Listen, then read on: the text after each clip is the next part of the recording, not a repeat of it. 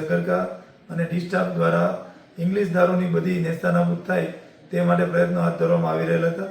જે દરમિયાનમાં તેમને ખાનગી બાતમી હકીકત મળી હતી કે પ્રિન્સ વિરેન્દ્રભાઈ ઝાલરિયા અને માણસુ દેવેન્દ્રભાઈ ડાંગર નામના બે ઈસમો જીઆઈડીસી 76 ખાતે 29 નંબરના સર્વેમાં ગોડાઉન ભાડે રાખી અને આવી પ્રવૃત્તિ કરી રહેલ છે.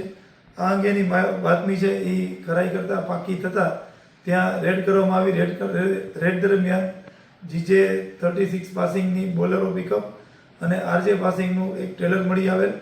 જે ટ્રેલરને ચેક કરતાં તેમાં કન્ટેનર બે ભરેલા કન્ટેનર મૂકવામાં આવેલા હતા, જેમાં એક કન્ટેનર ખાલી અને પાછળના કન્ટેનરમાં ઇંગ્લિશ દારૂથી ભરેલ હોવાનું માલુમ પડેલ હતું.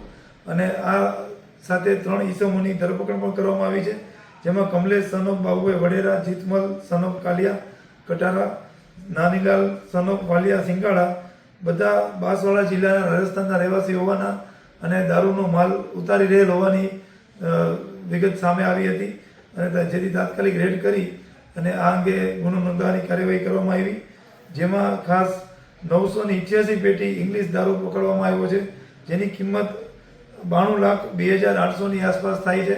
અને કન્ટેનર તેમજ મોબાઈલ અને બોલેરો પિકઅપ એમ કુલ થઈને મુદ્દામાલ 1,17,22,800નો મુદ્દામાલ ટંકારા પોલીસે પકડી પાડેલ છે.